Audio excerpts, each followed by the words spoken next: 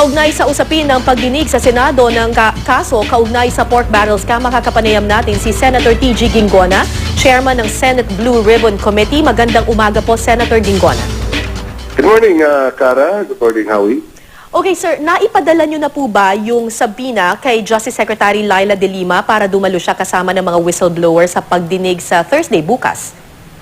Yes, I suppose by now napadala na yan. Ang in charge dyan yung Secretariat ng Senate. Senator, Go ahead. Senator, may karampatang parusa ba kung kunyari hindi dumalo si Justice Secretary Laila De Lima o kaya hindi niya dalhin yung whistleblowers dun sa pagdinig? Wala naman, sabi naman nila kahapon that they will abide by the subpoena. So wala akong duda dyan. Darating sila.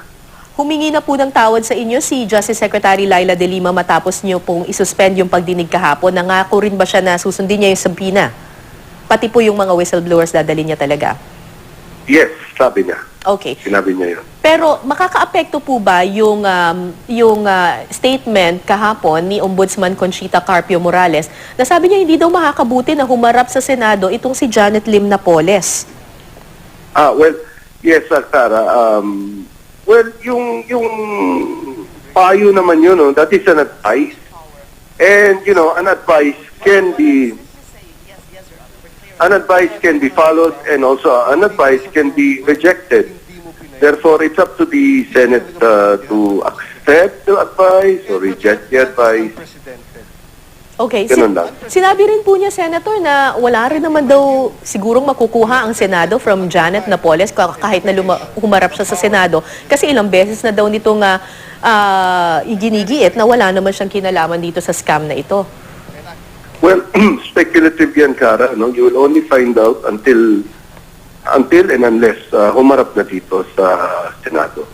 Pero for now, to make any conclusion na may makukuha o wala makukuha, obviously, speculation yan. Sir, can you confirm kung pinirmahan ba or hindi pinirmahan ni Senate President Drilon ang inyong subpoena para ipatawag si Napoles sa Senate hearing? Hindi pinirmahan. Ang proseso namin is that the chairman of the Senate Blue Ribbon, ako, issues the subpoena, but it has to be approved by the Senate President. Without the approval, it does not become official. And hindi pinirmahan. Instead, humingi ng payo or advice from the Office of the Ombudsman. So, paano po to? Hindi na talaga haharap si Janet Napoles sa Senado? Ganun po ba dahil hindi po pinirmahan yung subpoena? Unless and until pirmado yan, walang subpoena. Tama. Right. Ano sa tingin nyo yung dahilan? Kasi, syempre, yung mga tao nagtatanong bakit pumayag na paharapin yung whistleblowers, pero pagdating kay Napoles, hindi po pinirmahan yung subpoena? Well, salamat dun sa tanong ngayon. Ako rin nagtataka. Bakit may double standard? May standard para sa whistleblowers, para may ibang standard para kay Janet Lim Napoles. Siguro si Senator Drilon ang dapat yung tanungin dyan sapagkat siya ang nagdedesisyon sa ganyan. But have you talked with Senator Drilon regarding this? Yes, and he wants to stick by his decision to ask the advice, and he has. And I stick to my decision to issue the subpoena.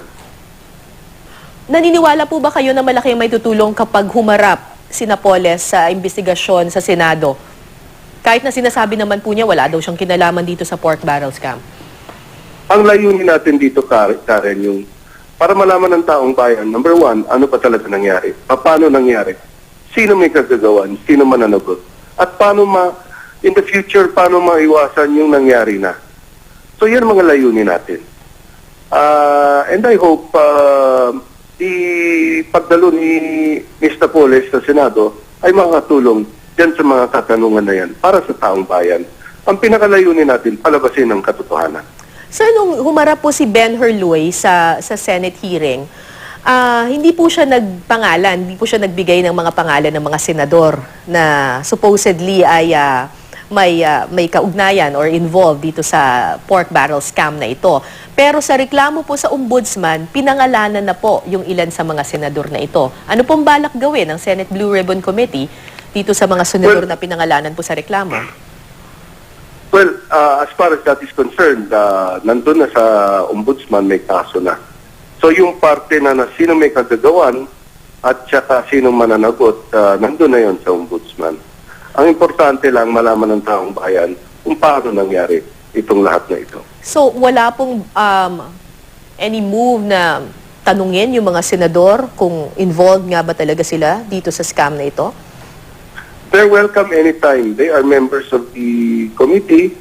Yung iba nag-inhibit sila and we have to respect that right kasi karapatan nila yan. But they're welcome anytime. Kasi po, syempre, yung mga tao ang sinasabi, lumalabas yung whistleblowers, nagsasalita, kinocompel natin na mag-appear sa Senate, pero itong si Janet Napoles, hindi. Tapos yung mga senador, hindi rin magsasalita. Parang, paano po natin makukuha talaga yung buong katotohanan kung hindi magsasalita lahat ng supposedly involved? Well, that's true. Pero we must also not forget, Cara, that karapatan ng isang tao na hindi magsalita. And dahil yan ang isang basic na karapatan ng isang tao, kailangan respetuhin natin yan. Hindi natin matutunan sa isang tao na may karapatan na manahimik. Okay, maraming salamat po sa inyo, Senator T.G. Ginggona, Chairman ng Senate Blue Ribbon Committee. Salamat po, sir.